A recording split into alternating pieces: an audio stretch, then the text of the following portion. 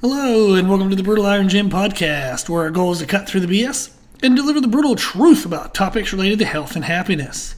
Today's podcast number 2238. The topic is mindset, and the title is Setting Healthy Expectations. On our Instagram channel, if you haven't checked it out, it's on a Brutal Iron Gym. I will sometimes do a poll in the stories, so you can check that out as well. Recently, I was asking what people struggle with the most, whether it was nutrition, training, consistency / accountability, and expectations. A lot of people chose expectations. And what they expressed struggling with was essentially they wanted more than what they were getting for what they were giving. And that is not uncommon. A lot of people do struggle with that. So I wanted to talk today about healthy expectations. We're going to talk about it in general, and then we're also going to cover the topics of fat loss, muscle growth, and strength. Now, in general, the frustration that people were expressing, feeling that they were giving more than they were getting, is very common.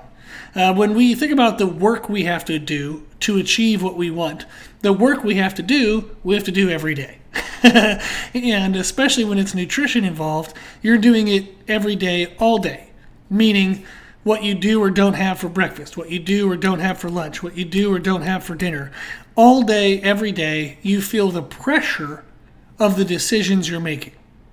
But we don't see the progress of those decisions until much later.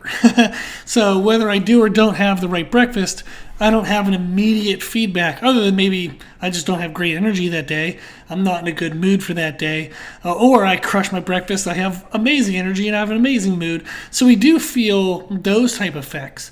But we don't see the, fat loss on a scale. We don't lose a size in our pants, by one meal at a time. So we feel the pressure one decision at a time. But we don't see the progress one decision at a time. And that is common. That's just the way the world works. I wish it was different because I feel the same thing myself. I've been actually dieting this year so far.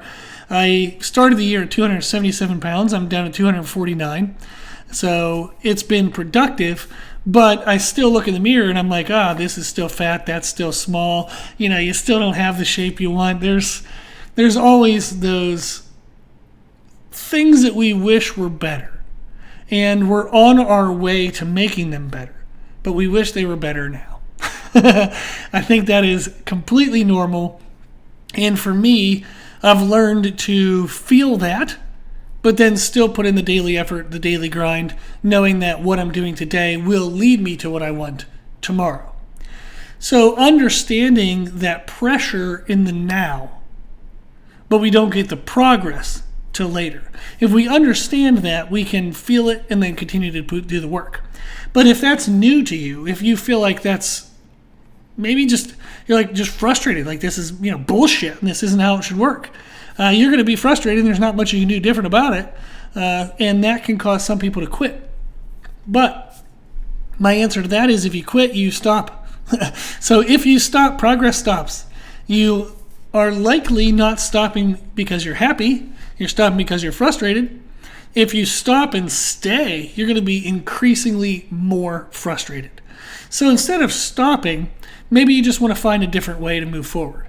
And that would be okay. So maybe you're trying something, you're not sure if it's the best, you want to try other options, great. As long as you're continuing to try something, you are going to get something, and then hopefully you find the something to do that gives you the something progress as fast as possible, right? But the key is to remember that it is normal to feel the frustration and the daily pressure because we have to make decisions every single day that impacts our progress. But we do not get to see the progress until later. That is normal. Understanding that that's normal is helpful because it allows us to keep progressing, keep trying, keep doing if we want to continue to make progress. The other thing is to recognize that progress is non-linear. You will not, if your goal is to lose weight, you will not lose the exact same increment of weight per day, per week, per month. It does fluctuate. If your goal is to build muscle, you will not build the same amount of muscle per day, per week, per month. And you're probably not going to be able to measure it in that way.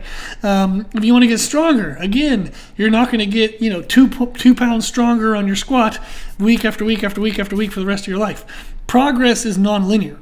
There are a multitude of factors that are outside of our control that would influence the markers that we can track for progress.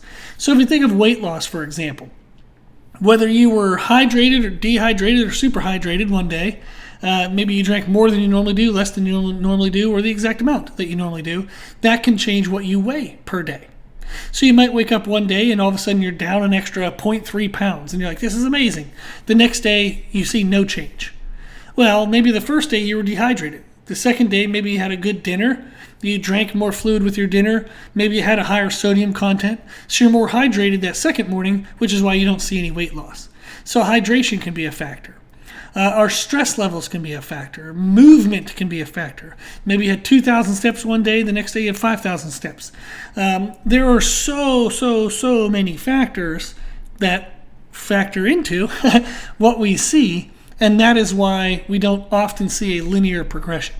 And this is true for strength, true for muscle building, true for pretty much anything in life. You want to, make benefits and progress in financial growth. If you ever make an investment, that's going to be incredibly frustrating for you. If you think it's going to be a linear progression, it will not be. But linear progressions would be ideal and wonderful, but they're not likely. So we want to look at trends rather than day to day. So when I look at weight loss for clients or for myself, I'm seeing, okay, what is the week by week by week by week trend across 4 weeks? What have we seen change in the last 4 weeks? Then we go another week and I'm like, okay, what have we seen change in the last 4 weeks? So it's always just looking back like 4 weeks. Then maybe I'll look back since the beginning, like say 8 weeks or 12 weeks or 16 weeks. You want to extrapolate and expand the time frame that you're looking at, because trends over time are more indicative of what's truly happening rather than day-to-day fluctuations.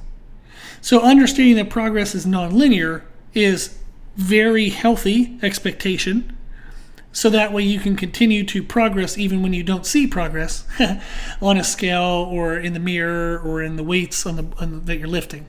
Understand that, okay, if I continue to put in the work, maybe in a couple days I'll see what I want. In a couple weeks, the trend will be better, so on and so forth. A third thing for general expectations is to understand what is a healthy expectation for the precision of our efforts. What this means is not to be a perfectionist. You will not be able to do what's perfect every day, all days, for the end of time. So if there's a perfect breakfast, perfect lunch, perfect dinner, you will not be able to have exactly that breakfast every day at the same time for the rest of your life. I actually really discourage clients to set up nutrition programs that are like, okay, this is my breakfast, this is my lunch, this is my dinner, but they don't understand how to make substitutions. Clients want that all the time. They want things to be simple, but life is not simple, so get over it. The reason why it's important to understand, okay, this is my breakfast, but really anything between, say, 350 to 500 calories would be okay, assuming it also contains at least 30 grams of protein. So this is what I would like to eat, but it represents these calories and this protein. So if I need to make substitutions, as long as I can substitute and still hit that calorie range and still hit that protein minimum, then I know I'm doing the right thing. The right thing isn't the specific foods, it's the calories and protein. That's what I want them to know. So anytime somebody asks me for specific meals, I still send them the calorie range and the protein minimum and say, hey, if you can't eat these exact foods, that's okay. I don't care. I don't care about these foods. I care about these numbers. These foods represent these numbers. Reach these numbers with any foods available, but this is an example of what could work well. That's all it is. So we want to know that I am not going to be perfect all the time. That is an unhealthy expectation. It is unrealistic. No one is perfect all the time. I have worked with people from true beginners all the way to professional and Olympic level athletes. The professional and Olympic level athletes do get more right more often. but they still have chaos. Think about professional athletes. They travel all the time. When I have sponsored athletes, like for aesthetics, they travel often. And what they have to eat changes from time to time. The time they have to eat changes. Maybe, they were supposed to have chicken breast, but they had to get a rotisserie chicken from a grocery store. That is going to be slightly different macros. But we have to understand that, hey, that's okay. That's what life is today. We got it in. Let's move on. In the grand scheme of things, the smaller the deviations, the better. However, you can't live a life without any deviation. It's not going to happen, and it would be a very unhealthy expectation. So we have to learn to be okay with imperfection. We have to embrace imperfection. There's a book called How to Be an Imperfectionist by Stephen Guise, Guise. Great book. Read it. Please read it. It's a great book. And there's another book called Elastic Habits. And I just blanked on the name, but I knew it before I started the podcast. So just look up Elastic Habits. And might even be the same author, actually. So the book Elastic Habits is great because it gives us a structure to how we can have deviations but still feel like we're on track. And an example of this would be to create levels of what we want to achieve per day. My terminology that I use is base, better, best. Base is what's the minimum I want to do even on the worst day ever. Better is something better than the base. And then best is, okay, best case scenario, this is what I do. When I think of nutrition, base is I hit at least my calorie range for the day. So for me, maybe right now my calorie range is 2,800 to 3,200. So as long as I have somewhere in there, I don't care what I ate, don't even care the protein, don't care when I ate it. It's just I somehow got 28 to 3,200 calories in, whether it was all Snickers bars or apples or pizza, who gives a shit? I just got it in, right? That's what I might consider my base. A better day could be, okay, I got my calories and I hit a protein minimum. So maybe my protein minimum is 240 grams. So keep in mind, I'm a pretty large person. So this would be why my minimum might be that high. So I might have 2,800 to 3,200 calories, 240 grams of protein. If I can reach those, that is a better day. So my base was just calories. A better day is calories and protein. My best day might be that I was able to do that and divide my calories evenly throughout the day. So the first 6 hours of the day, I got 1/3 of my calories. The second 6 hours, I got 1/3 of my calories. The final 6 hours, I got 1/3 of my calories. That might be a successful day to me. That is my best day. You can set that up however you'd like. However, setting it up is important, and it can help us better set healthy expectations, because if I know, okay, if I can't have my best day, I can at least have a better day. If I can't have my best or my better, at least I can hit my base. At least I know if I hit my base, I didn't move backwards. The day wasn't a waste. I'm not a total failure and a loser and destined to be unhappy forever. So I hit my base. I got my minimums in. Let's move on to the next day. That's the goal.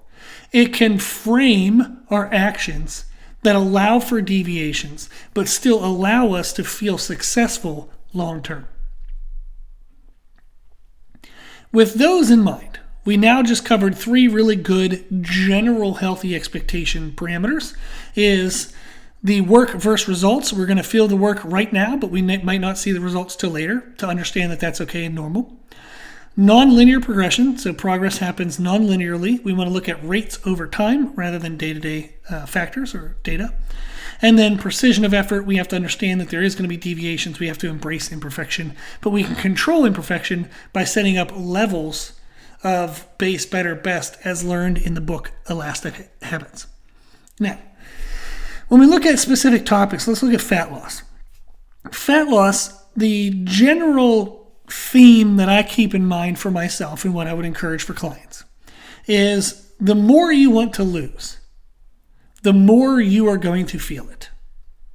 Meaning it is going to be increasingly more disruptful to your regular life.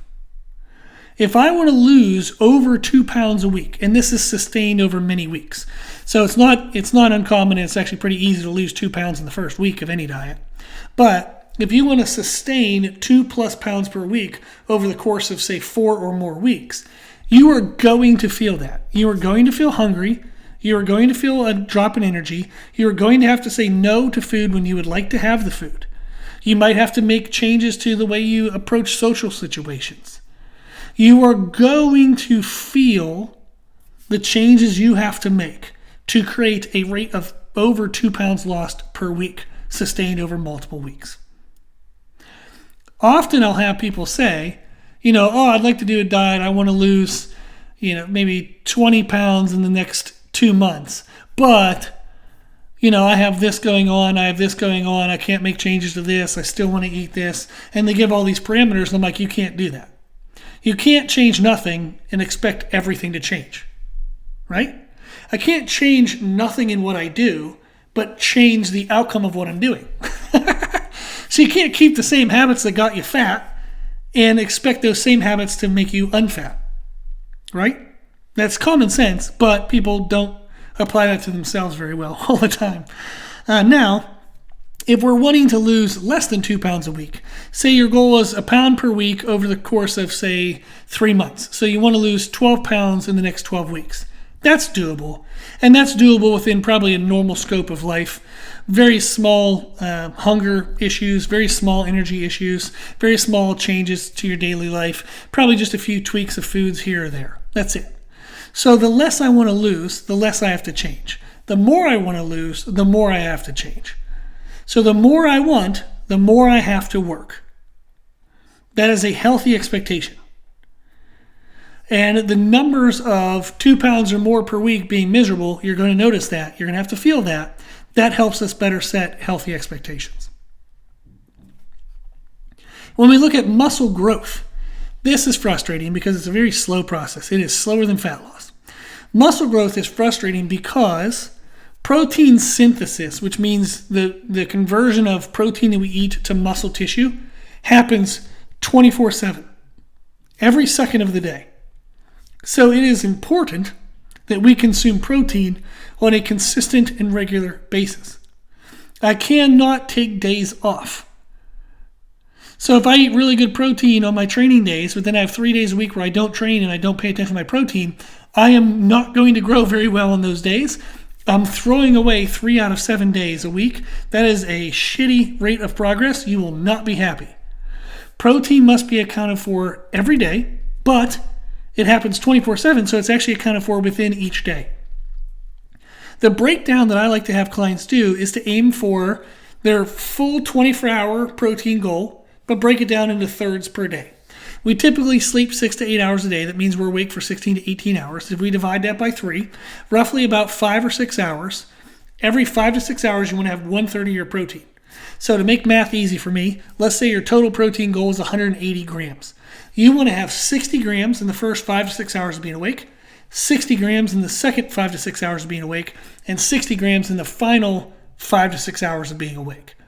That is a manageable micromanagement process for protein intake that better matches our daily usage of protein for protein conversion to muscle tissue, rather than just thinking of protein per 24 hours, and especially if we just think of protein only on training days compared to training and non-training days. So we have to have protein coming in on a regular basis. Aim for per 5 to 6 hours being 1/3 of your daily protein intake. Now, if you think of how fast should you gain weight, my recommendation is to not gain weight over 2 pounds per week. We cannot accrue muscle tissue at the rate of 2 pounds per week. Even if you're on steroids, the people with the best steroid genetics will still struggle to do that. So if you don't have the best genetics in the world and you're not on steroids, you're sure as hell not converting 2 pounds of muscle tissue every week. You're not creating 2 pounds of muscle tissue every week. What this allows us to then understand is if I'm gaining 2 pounds per week or more, what am I gaining? What is the additional weight from? It's not muscle tissue. So it's body fat. Maybe initially it's water. So water retention due to maybe increased food intake, increased training stimulus, which is going to be stress and inflammation. Maybe you start taking creatine or some other supplements that help hold water in the muscle cells. Maybe you're salting your foods more because you heard that helps with performance. You might have some initial jumps in the first week or two. but sustained over multiple weeks, 4+ weeks. If you're gaining a rate of 2 pounds per week or more, you're accruing body fat that you do not need and will have to take an enormous amount of effort to take off later. So I would not recommend aiming to gain more than 2 pounds per week sustained over time. I would aim for less than that. If you think of even just a pound a week, that's hard to measure across 7 days. Like it's only like 0.1 this day, down 0.1 the next day, level the next day, maybe up 0.2 the next day. It's non-linear, remember? We talked about that. So gaining 1 pound per week is hard to measure. But if you track it over 4 weeks, have you gained 4 pounds in 4 weeks? Maybe you gained 3.5. That's pretty close. That's pretty good. Maybe you gained 5.5 and you're like, I'm gaining a little too much. I need to slow down. But if you rate at 1 pound per week, that can seem small. But if you did that for a whole year, that's 50 pounds. That's over 50 pounds. You could go from 180 to 230 pounds in 1 year. That's huge, huge, awesome progress. And that would be a very lean progress. So you would actually still look good at 230. You wouldn't be a fat butterball, So it would actually look pretty good. So something that seems small, 1 pound per week, but consistent over time can be enormous. When I started lifting weights, I was a skinny fat 165. I have gotten as high as 297 pounds, and at 297 pounds, I had a lower body fat percentage than I had at 165. Yes, that is actually true. Now, it took me 20 plus years, which sucks, and I wish it was faster, but I have done that. I have seen everything. I've seen losing fat. Losing fat at a fast rate. I've seen gaining weight at a fast rate. I've seen it done slow. I've seen it done medium. I've seen it done every speed you can think of. So I've done it all in myself. I have coached clients to various variations of it. I'll never let them do the extremes because I knew the extremes weren't working, but I tried them on myself. So what I do now is I encourage people to trend gaining lean mass, quality mass. So then when they diet, they don't have to diet as intensely. They can maintain more of the muscle tissue during the diet phase. Their skin's a lot tighter. They look a lot better all year round as well. A lot of the people I work with now, they want to look good on social media for business purposes. So we want to stay lean year round so they look good year round, and that helps improve their business. So how we look, how we feel impacts us day to day. Gaining muscle at a lean rate helps the overall sustainability of the process, and it better matches actually the protein synthesis rate that our body is capable of. Strength is the last section we'll talk about. Technique matters most. You always want to focus on technique. You want to always be trying to say, how can I perform my lifts better? Rather than just overloading them with more and more weight. Do not add weight to your squat, bench, and deadlift if the technique looks like shit. So if you look like shit when you're doing a lift, do not add weight. Take weight off, learn how to do it better, then add weight.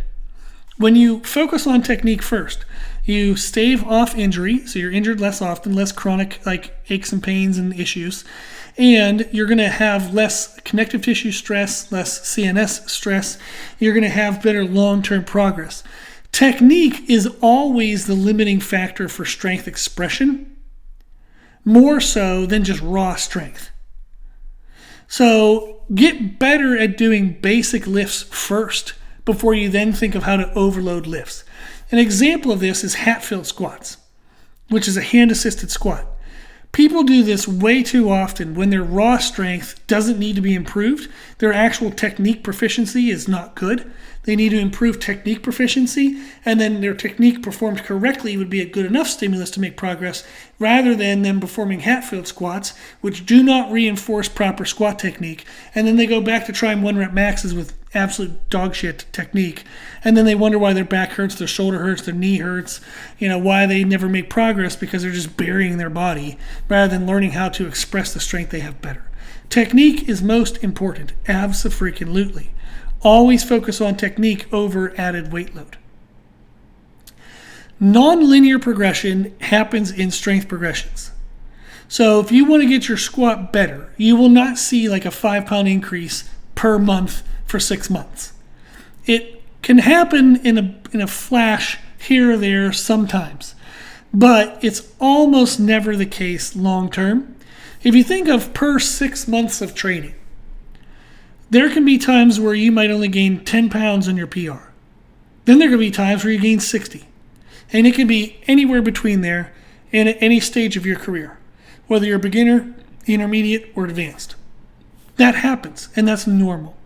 There are a lot of outside of training factors, nutrition, sleep, stress, just a whole bunch of other things going on as well. That strength progression is not linear, and that's okay. That's normal. We can expect that.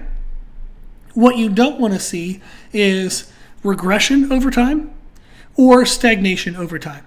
So over 6 months, something should get better. Even if it's just 5 or 10 pounds, something should have gotten better. If you regressed, then I would say, okay, what has my sleep been like? What's my stress been like? What's my food been like? Have I been taking care of my recovery? I would address those factors before I would consider addressing my training, like programming. So address lifestyle and recovery factors first, then look at your programming. But you should, within 6 months, be able to progress your squat, bench, and deadlift in some tangible way. But if you're expecting in 1 month to gain 20 pounds, could it happen? Maybe. Is it going to be happening for most people most often? Absolutely freaking not. So sometimes you'll have a good month. Sometimes you'll have a crappy month or two. That's okay. That's life. That's how it goes. If you continue to focus on technique, you're going to make the most consistent long-term progress over time. So that's why I would always recommend technique as the main focus rather than just adding weight, adding weight, adding weight. The last thing I'll kind of leave us with here is the more you can diversify your focus within a scope. So I'll come back and clean this up in a second. But the more you can diversify your focus, the better. What I mean by this is, let's say my goal is fat loss, and I'm only looking at the scale. That's the only thing I'm looking at. Did the scale move? Did the scale move? Did the scale move? Did the scale move? You're going to get really frustrated because progress is nonlinear. If you're wanting to build muscle and you're measuring your arms, or your calves, and you're like, did the tape measure move? Did the tape measure move? Did the tape measure move? Did it get bigger? Did it get bigger? Did it get bigger?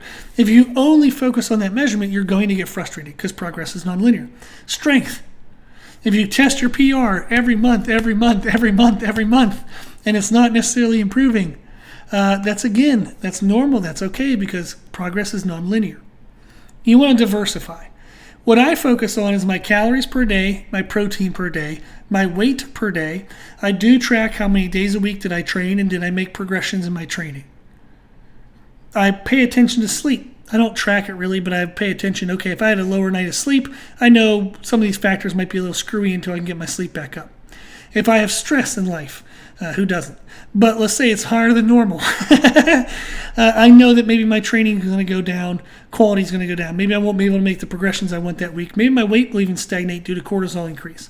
But these are all things I consider when I'm thinking of, okay, like for example, right now my goal is fat loss. I want to get down, my next goal is to be under 240 pounds.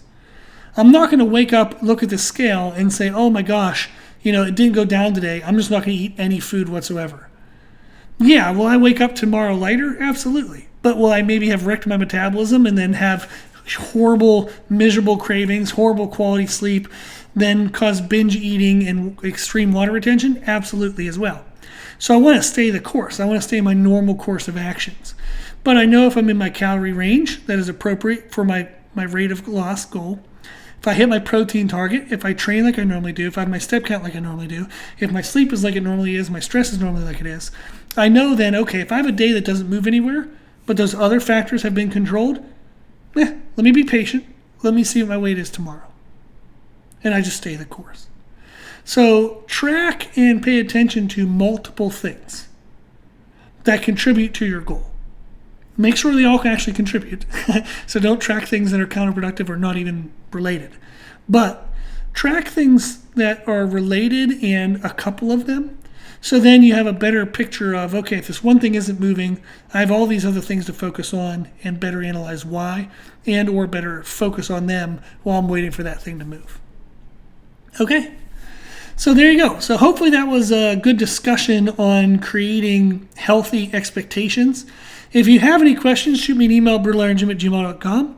If you want to work with me for one-on-one coaching, I'll write your nutrition program, your training program. We talk every single week, do nutrition reviews, video reviews, answer Q&A, everything you would need someone to guide you through. I do that, one-on-one coaching, $200 a month. If you want to learn about that, again, you can send me a message at brutalirongym@gmail.com or visit our website to learn about the services on our homepage, and that's www.brutalirongym.com. Awesome. If you like the podcast, please share the podcast. The more people we share it with, the more people can help. If you like the podcast, you can consider donating to support the podcast. You can do a donation on the website, or you can buy your supplements from NutriCost.com. That's where I buy mine. You can use the code BrutalIron10 for a 10% discount, and we get a 10% commission on anything you spend. So it's a great way to help support us if you'd like to do it that way. If you like the information we share in the podcast, you can find more from us on our social media channels. You can find us and follow us on Instagram and YouTube under the name Brutal Iron Gym. As always, I hope this was helpful, and thank you for listening.